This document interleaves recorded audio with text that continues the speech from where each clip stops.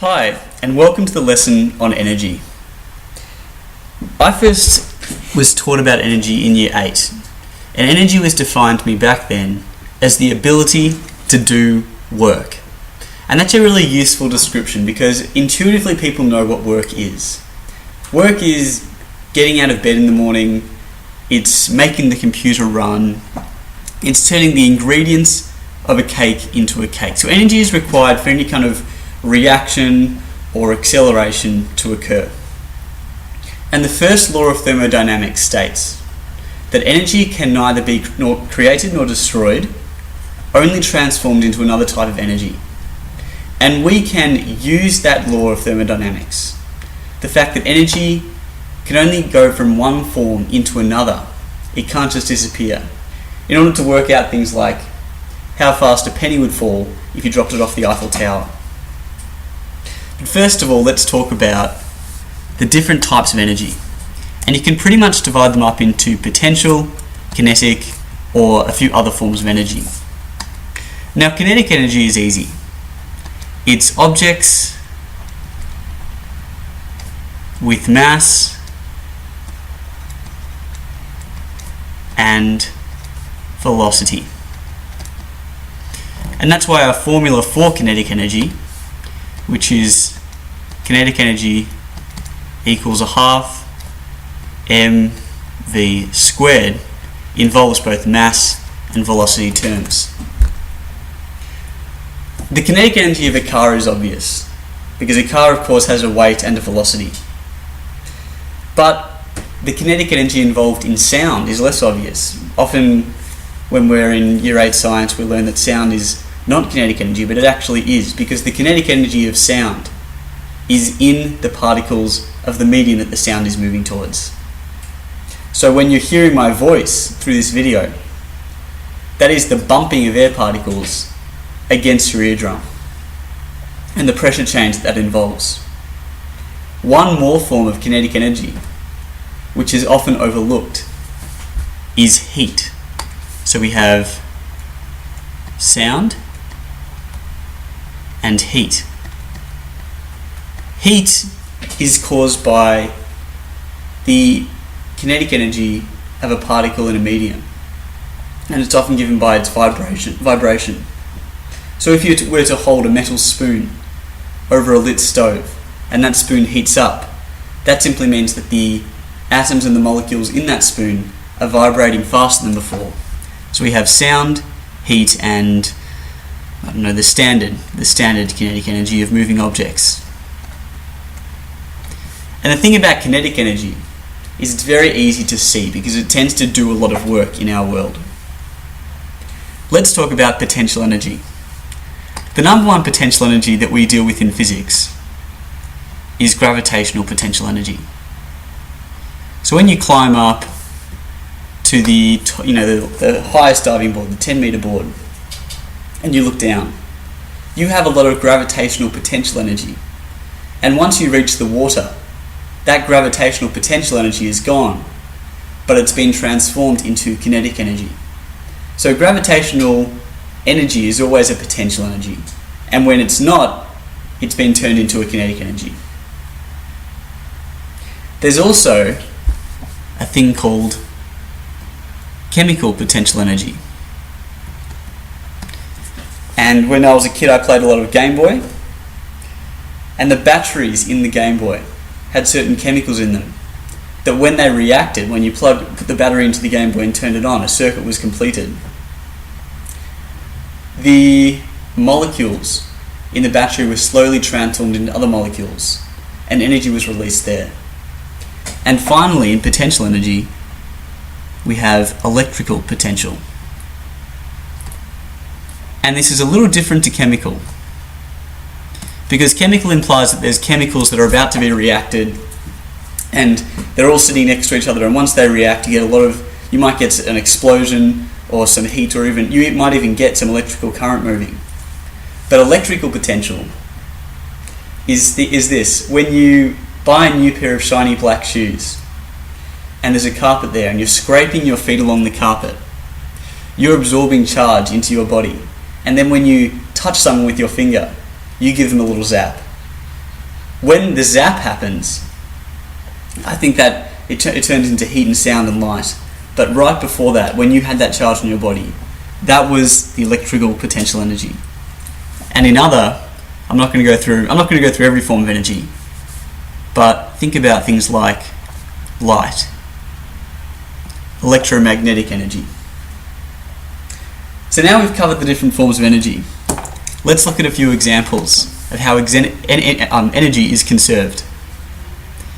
I saw The Hobbit recently, and there was this great scene where there were two hammers, and they were in the air, and the dwarf held up a gold block like that, and the hammers are sweeping down. And these hammers have a lot of energy. Let's say the height they have to drop here, H is equal to, actually no, that's not a very good way of explaining it. Look to the next picture here. Right before the hammers hit the gold that he's holding up,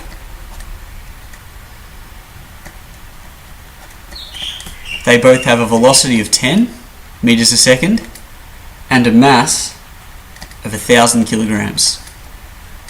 The kinetic energy of these hammers right before they hit the gold is equal to a half mv squared from here, which is equal to a half 1,000 times 100, which is 50,000 joules. And then after they hit the gold, you notice it looks a bit like this. The gold was like this with the two hammers, and then the gold deforms like this, and the hammers come to a standstill. So now the velocity of the hammers are both zero. So this one had 50,000 joules, this one had 50,000 joules, and now the velocity of the hammers is zero. So EK equals a half mv squared, that equals zero because velocity is zero. So all that energy in the hammers implicitly went into changing the shape of the gold. So it could have become heat. The gold could have heated up. Certainly if you beat something for a long enough time, it becomes hot. But you could also say it became chemical potential energy, because the lattice in that gold may have moved to a higher energy state. Another classic example of energy not being lost, but only transformed, occurred to me when I was just a child, and I was riding a razor scooter. Hopefully everyone knows what they are, little metal scooters, down a hill. And I didn't have any shoes on, and I had my back foot on the brake here. And as I wanted to come to a stop, because there was a stop sign at the bottom, I pressed my foot on the brake here. And as I came to the bottom, I started to feel an immense pain in my back foot because of the heat of that brake. Youch, very hot. And even though I'd come to a standstill, the energy that I had here had been turned into heat energy in the brake, which then burned my foot. So I didn't realise that the energy I had when I was riding down could be transformed so quickly into something that could hurt me. Let's talk about the exchange of energy between a gravitational potential form and a kinetic form. In the French Revolution, they used one of these to punish the upper classes and execute them. A guillotine. Now, if you stuck your head through this gap here, it'd be very frightening, because you know intuitively that there's a lot of gravitational potential here for this blade. It has a lot of gravitational potential energy, and if this rope here were cut, this blade would fall down and cut your head off.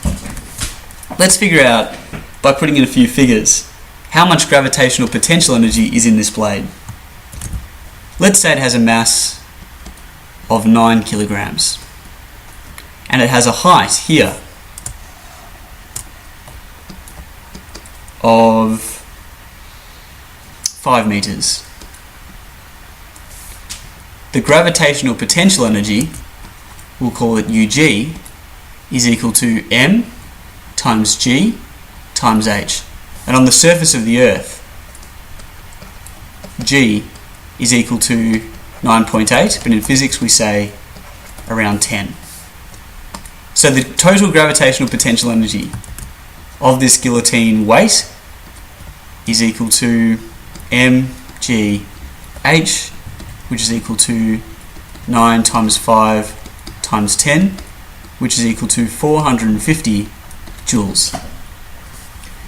And then, when that rope is cut and the guillotine blade has dropped that full 5 meters towards that, I guess you'd call it, is it pillaries when you put your head through? I think it's pillory.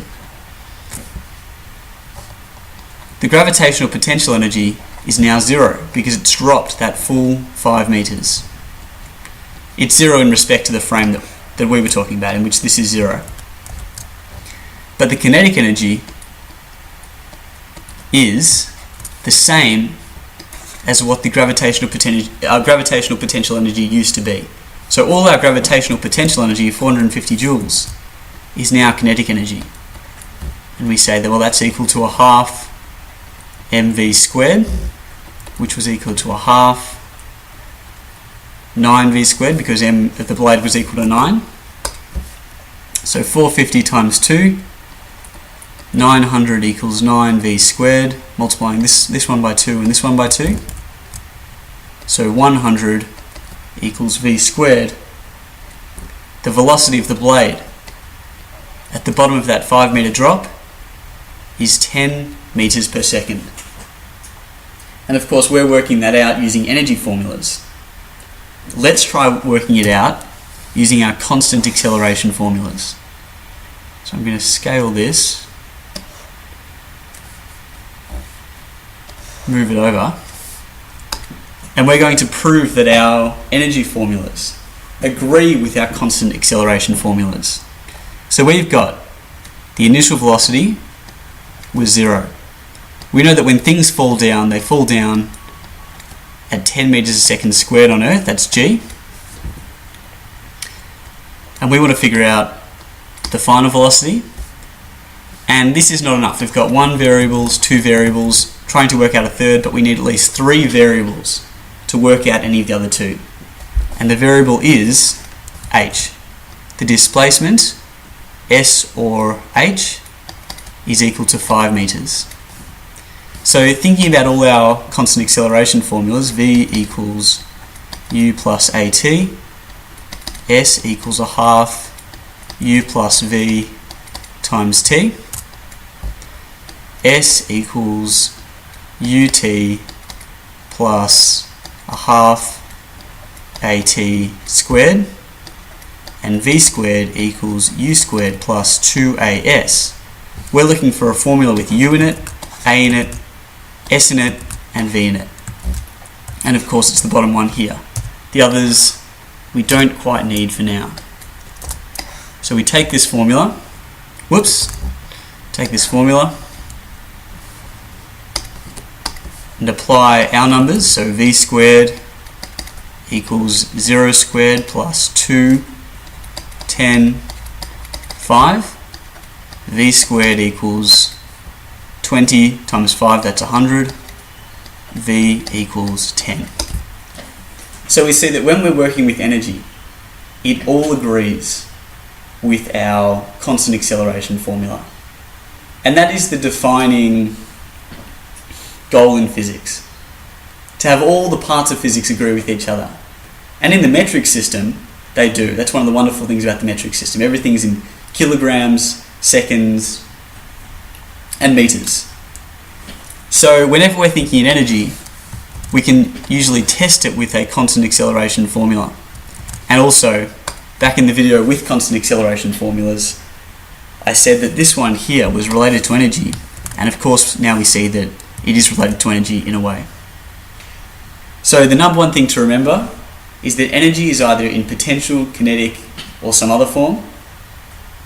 We can often exchange potential energy for kinetic energy, or vice versa.